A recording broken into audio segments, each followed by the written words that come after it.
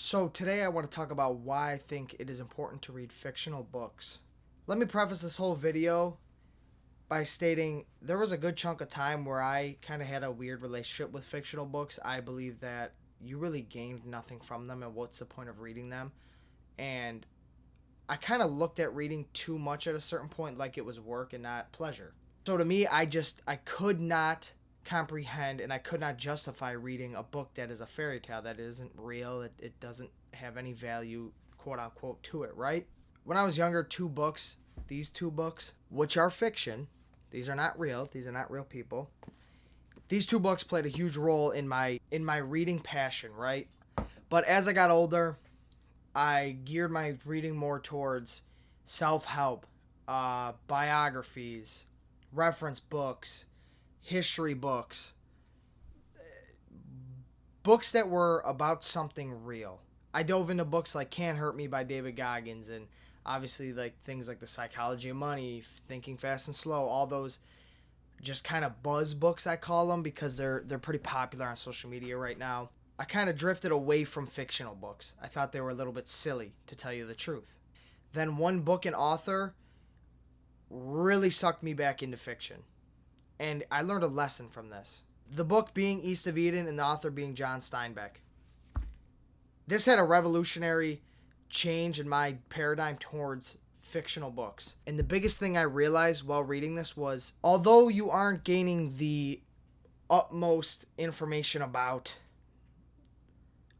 history or numbers or how to become a better person or yada, yada, yada, right? Whatever them self-help books and whatever those business and science and all those books teach you, you're learning how to be creative again. Now, what do I mean by this?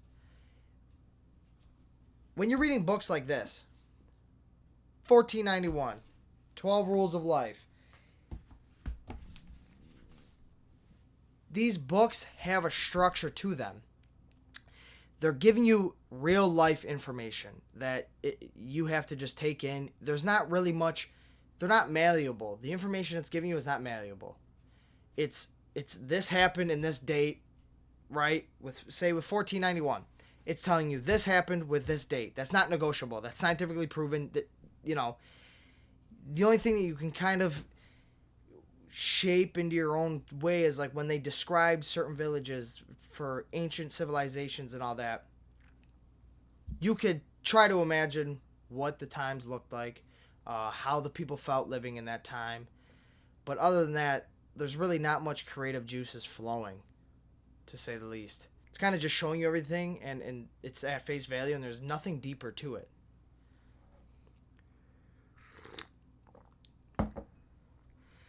And with 12 Rules for Life, books like that, it's just, that's his belief on how to live life, and it's just these little facts that maybe you could follow and, take with you to become a better person.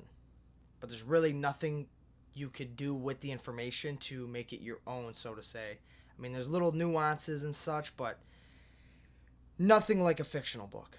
With a fictional book, it allows you to have childlike creativity. Do you remember back when you were a kid and you could just sit in a room and just think of the craziest stories, and you would draw for hours, or you would just literally look out the car window and have fantasies going on in your head of dragons, whatever it may be. It just seemed like creativity was endless. And the older you get, the slower that just kind of dissipates. So what I love about fictional books is you could read this book just like I read it, right? And to you, characters like Adam Trask or Lee or Cal or Aaron, the author describes them in a certain way, right? But how you kind of take that information and what you do with it up here and how you create the character in your brain is solely unique to you. So Adam Trask might look slightly different to me than it does to you when you read it, right? And when they describe settings. Now, John Steinbeck is very thorough and very detailed when he's describing settings, just like in The Grapes of Wrath. I mean, he'll give you like the utmost detail describing a setting, but you still have that freedom to kind of decide what this world looks like. The world that you're reading, it's solely up here, and it's personal to you. And to me, that's something that no self-help book, no developmental book, no science book, no financial book, none of those could give you. See, these type of books are very rigid. They have a criteria. They have information that they have to give you, right? And they don't really take you anywhere. Now, books like East of Eden, Grapes of Wrath, Invisible Man, these take you to a place that those other ones could never, right? When John Steinbeck describes the brothel that Kathy stays in when I'm not going to spoil the book actually, but Kathy goes to a brothel and she may or may not be working in this brothel, right?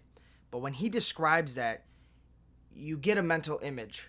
Now, every time that a character goes back to that place, it's already like kind of stored in your brain. You're like, oh, this is what it looks like. This is what her room looks like. This is what the building looks like. And it's weird because like in the book when they move from the family farm, you almost get sad because you're like, wow, we're never going to see this place again. And although you're not visually seeing it with your own eyes like you would in a movie or whatever, you're imagining it. So that is just my suggestion from me to you. Do not shy away from fictional books and do not think they're silly in any way. They have a lot more to teach you than you even realize. That being said, I will show you real quick. Now, I've never read these type of books, but they kept coming up in my YouTube shorts. The Eye of the World. It's like a fantasy book. It doesn't look like something I would love, to be completely honest with you, but I'm going to give it a shot. And I don't know. If I hate it, I hate it. Whatever. If I like it, I like it. We're going to give it a shot. Because I've become that in love with fictional books. And that also being said, don't get me wrong. I'm still reading my historical books and my scientific books and such. Like, I just picked up On Killing. I picked up The Social Conquest of Earth. I also picked up Civilization and Its Discontents. So, I also have the sequel to 1491. I have 1493. Yeah, that's my little conversation for today. So if you were struggling to get into fictional books and you were struggling to find a reason to read them, just know if you read a book like this, it'll take you places far beyond what a book like 12 Rules for Life, which I liked that book. I was a big fan of that book, and I was a huge fan of 1491. But the places East of Eden and the places that Invisible Man and books like that could take you, fictional books could take you, is unimaginable. And it really is up to just your imagination where it could take you. It could take you forever if your imagination just keeps going. And I think as adults, as we get older, since our imagination kind of just evaporates because we don't use it as much, we're not bored anymore. When you're an adult, you're not bored. You don't get bored, so you don't need this imagination. I think a broad imagination is a very, very valuable skill to have, and it's something that we should all be working on to either maintain or get back. That is all, though, people. Thank you for listening to me rant. I will talk to you guys tomorrow. Peace.